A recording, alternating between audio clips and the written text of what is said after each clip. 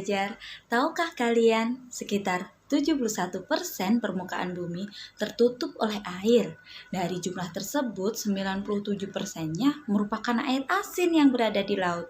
Sedangkan sisanya 3% merupakan air tawar. Sebanyak 2% dari air tawar adalah es yang berada di kutub. Sisanya yang dapat kita gunakan berada di danau, sungai, dan air tanah. Manusia menggunakan air untuk berbagai kebutuhan, misalnya mandi, minum, mencuci, menyiram tanaman, dan berbagai kebutuhan lainnya. Namun, meskipun digunakan terus-menerus, air yang ada di bumi tidak akan habis. Hal ini terjadi karena adanya siklus air.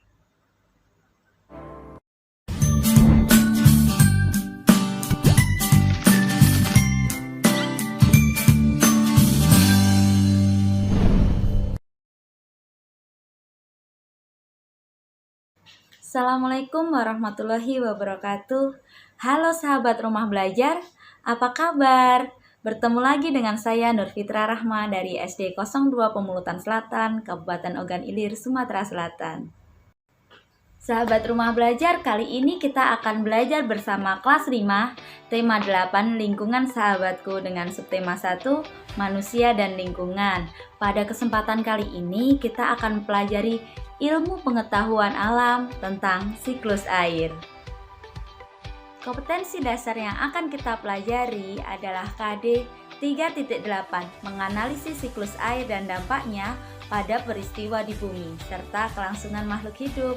Untuk indikatornya adalah memahami siklus air dan dampaknya di bumi.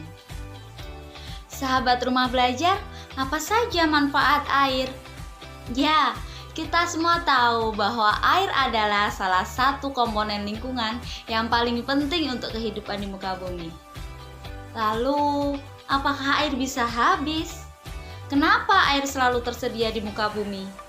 Jawabannya adalah air selalu tersedia di muka bumi karena adanya siklus air. Apa itu siklus air? Siklus air yaitu sirkulasi atau perputaran air secara terus-menerus dari bumi ke atmosfer, lalu kembali lagi ke bumi. Secara garis besar, siklus air melalui 3 tahapan, yaitu penguapan, pembentukan awan, dan terjadinya hujan. Pemanasan air laut oleh sinar matahari merupakan kunci proses siklus air atau siklus hidrologi tersebut, hingga siklus tersebut dapat berjalan secara terus-menerus. Air baik dari danau, sungai, lautan, waduk, dan di tempat-tempat lainnya akan menguap terkena panas matahari. Proses penguapan tersebut disebut dengan evaporasi. Tumbuhan juga mengeluarkan uap air ke udara akibat panas matahari. Proses penguapan tersebut disebut dengan transpirasi. Uap air dari permukaan bumi akan naik ke udara dan membentuk awan.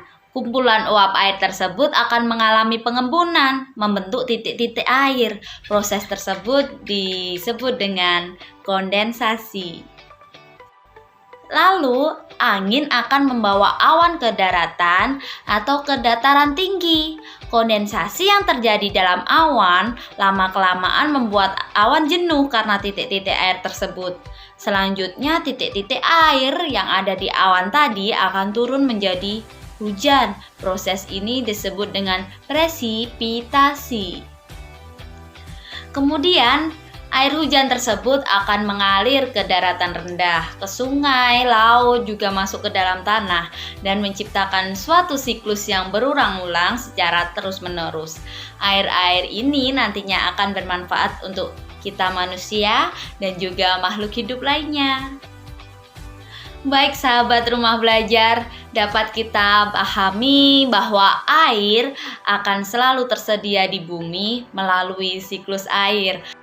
Satu hal yang sangat penting, kita akan selalu membutuhkan air bersih.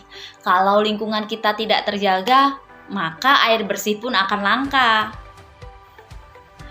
Beberapa langkah yang bisa kita lakukan adalah tidak membuang sampah sembarangan, tidak menabang pohon sembarangan atau secara liar, juga melakukan penghijauan agar air bersih selalu tersedia untuk kita semua. Sahabat Rumah Belajar, sampai di sini dulu ya materi tentang siklus air. Jangan lupa, kalian juga bisa mengakses sumber belajar lainnya dan belajar dengan asik di belajar.kemendikbud.co.id. Wassalamualaikum warahmatullahi wabarakatuh.